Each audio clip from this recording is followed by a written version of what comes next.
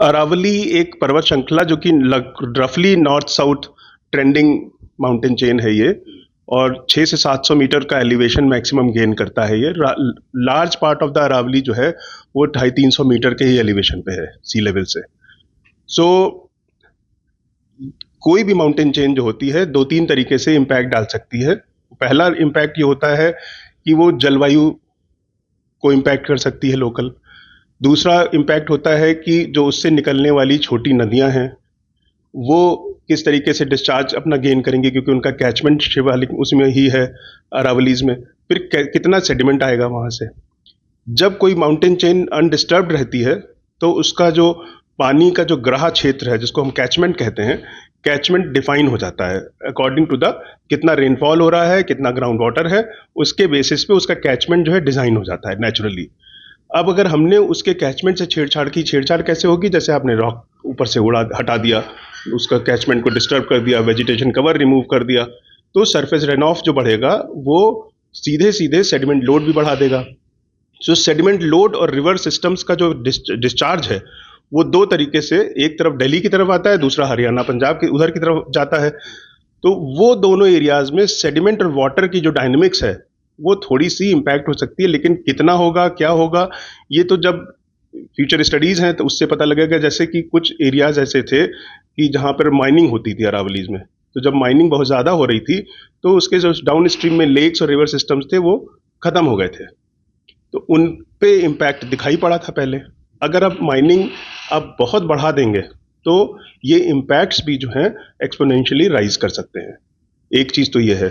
दूसरा, जो वेस्ट में सैंड डेजर्ट्स हैं और ये सारी चीजें हैं, इनसे जब हवाएं चलती हैं वेस्टर्ली इस तरफ आती हैं तो सैंड और डस्ट को ट्रांसपोर्ट करती हैं। तो अभी क्या करता है, अरावली जो है एक बैरियर होता है जिससे बहुत ही एक्सटेंसिव जब विंड्स होंगी तभी दिल्ली की तरफ डस्ट आती है उससे, अदरवाइज उसके वेस्टर्न स्लोप्स पे ही अरेस्ट हो जाता है सब।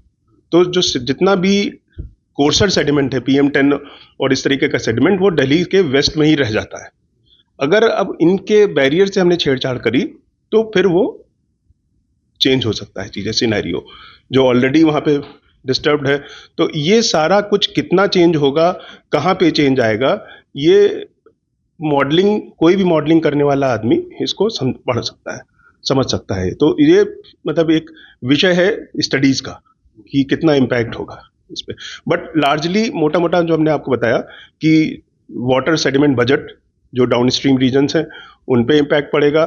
दूसरा, सेडिमेंट ट्रांसपोर्ट जो विंड ड्रिवन सेडिमेंट ट्रांसपोर्ट है उस पे, उसके पाथवेज पे फर्क पड़ेगा।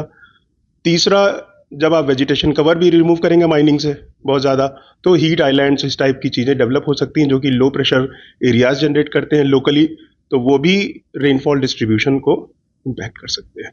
लेकिन कितना कर सकते हैं ये अभी बगैर स्टडीज़ के, बगैर मॉडलिंग के कहना मुश्किल है। देखिए, डायरेक्ट इम्पैक्ट तो सिर्फ हमको ऐसा लगता है दिल्ली हरियाणा जो इसके अगल बगल क्षेत्र हैं उसमें, क्योंकि ये हमको पता लग रहा है, कोई कह रहा है कि उत्तराखंड के जलवायु पे या रेनफॉल डिस्ट्रीब्यूशन पे इम्पैक्ट पड़ सकता है, जो कि लीस्ट लाइकली है। क्योंकि जो विंड्स हैं, मानसून विंड्स जो हैं अरेबियन सी से और बे ऑफ बंगाल से उठती हैं और अरावली के पैरेलल चलती हैं, आएंगी वेस्ट में, आएंगी वेस्ट, जो बे ऑफ बंगाल से आएगा वो वेस्ट की तरफ मूव करता है, फिर हिमालय की ओरियोग्राफी को फॉलो करते हुए नॉर्थ साउथ हो जाता है।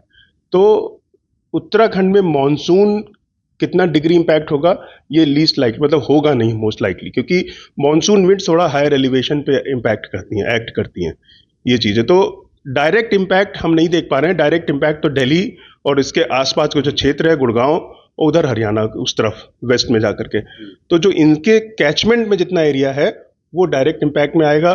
बाकी तो सप्लाई चेन जैसे होती है, तो एक राज्य में कुछ हो रहा है तो बगल के राज्य में भी असर पड़ता है, तो ये सारी चीजें हो सकती हैं।